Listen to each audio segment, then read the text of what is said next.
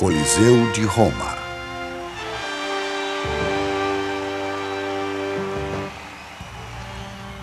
Há quase 2000 anos, os romanos testemunharam uma maravilha.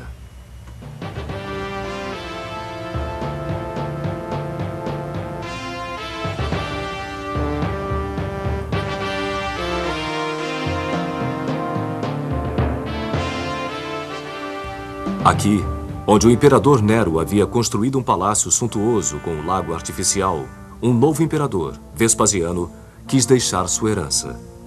Não com um grande palácio para seu próprio desfrute, nem com um templo para agradar aos deuses, mas com um imenso palácio para o público. Um anfiteatro para sediar os jogos, campeonatos e rituais que acabou se tornando a mais importante assembleia pública da capital.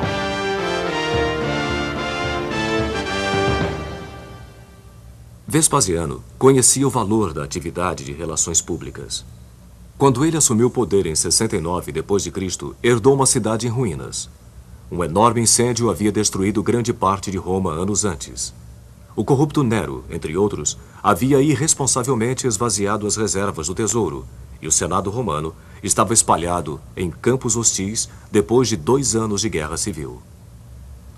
Vespasiano logo anunciou seu novo projeto. Ele iria drenar o lago artificial de Nero e construir um enorme anfiteatro público, o maior jamais realizado.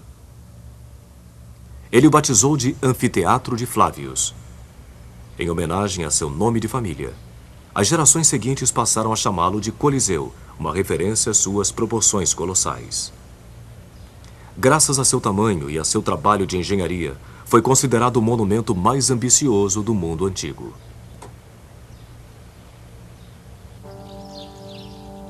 Enormes blocos de calcário foram carregados por escravos para construir a elipse de dimensões monumentais, 600 metros de circunferência, cobrindo 15 hectares e erguendo-se a uma altura de 16 andares.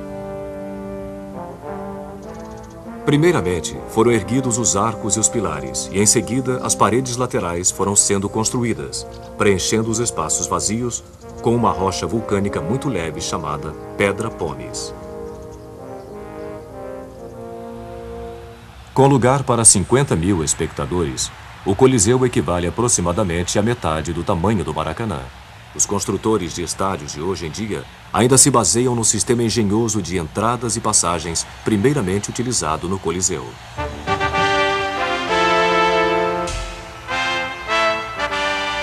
Oitenta arcos estão distribuídos no nível do chão, formando 76 entradas. Os espectadores recebiam bilhetes com o seu número de entrada e podiam achar seus lugares tão facilmente que todo o estádio podia ser acomodado em menos de 10 minutos. Uma vez dentro, o lugar de honra era um grande palanque em mármore, onde o imperador se acomodava com sua comitiva, incluindo jovens virgens. Um pouco acima, sentavam-se cidadãos livres. Mais acima ainda, sentavam-se visitantes estrangeiros e escravos. E, finalmente, em arquibancadas de madeira, ficavam as mulheres e os pobres. Mesmo durante os jogos públicos, classes sociais e status eram os princípios da organização. Mas por que uma obra tão impressionante destinada ao esporte? No início dos tempos romanos, jogos públicos, chamados de circos, eram realizados somente em dias sagrados para homenagear os deuses da cidade. Até a época de Jesus, torneios, caçadas a feras e corridas de carruagens eram uma obsessão para os romanos. Qualquer imperador que se prezasse levava a sério os conselhos do historiador Juvenal. Apenas 2 coisas fazem um romano se preocupar hoje em dia: panem et circenses, pão e o circo. A obra de Vespasiano levaria menos de 10 anos para ser concluída. E apesar de ele não ter vivido para ver seu trabalho terminado, o Coliseu permanece o símbolo eterno de toda uma civilização. Os romanos já provaram ser os melhores engenheiros que o mundo já viu. Inventores do arco, da cúpula, construtores de estradas, aquedutos, pontes e banheiros. Embora a estética romana tenha sido em grande parte emprestada dos gregos, sua tecnologia era profundamente original.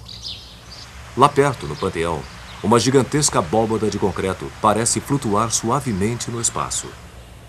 Uma estrutura de concreto armado tão grande, vazada por um único raio de luz, não seria construída novamente até o século XX.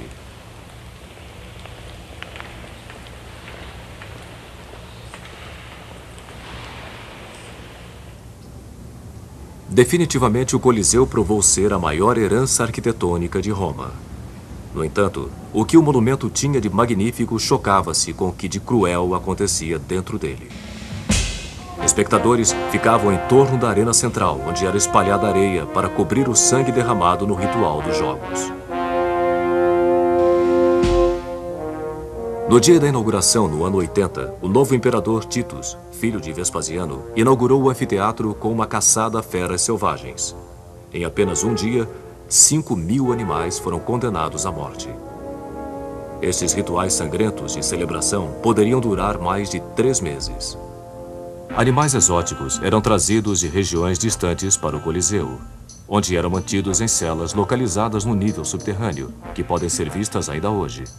As feras eram então transferidas em elevadores para o nível da arena, onde iriam enfrentar as lanças dos caçadores. Em algumas ocasiões, as canaletas de drenagem eram fechadas e a arena era deliberadamente inundada. O estádio se transformava no mini-mar para a simulação de batalhas navais. Os gladiadores eram, no entanto, a atração principal do Coliseu. Escravos, criminosos e a mais baixa estirpe de Roma, algumas vezes até mulheres, eram especialmente treinados para depois se apresentarem nas batalhas públicas. Ave César!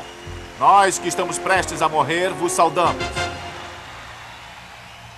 A coragem ou a covardia do gladiador era aplaudida ou vaiada pela multidão, que votava com as mãos o destino do perdedor.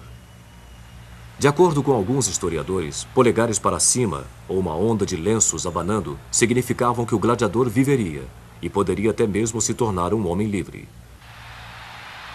Polegares para baixo condenavam o lutador a uma morte imediata.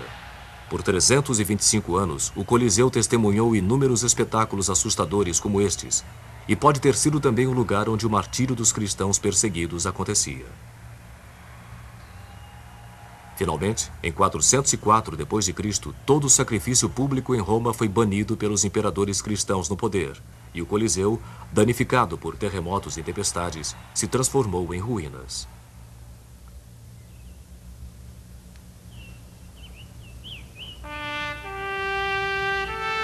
Através dos séculos, o Coliseu se transformou em uma pedreira de mármore, saqueada pelos vários Césares de cada nova era.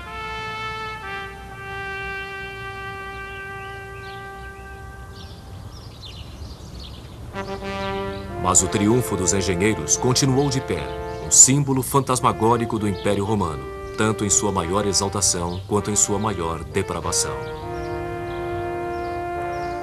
Séculos depois de sua construção, um monge inglês faria a seguinte profecia: Enquanto durar o Coliseu, Roma viverá. Quando cair o Coliseu, Roma morrerá. E quando Roma morrer,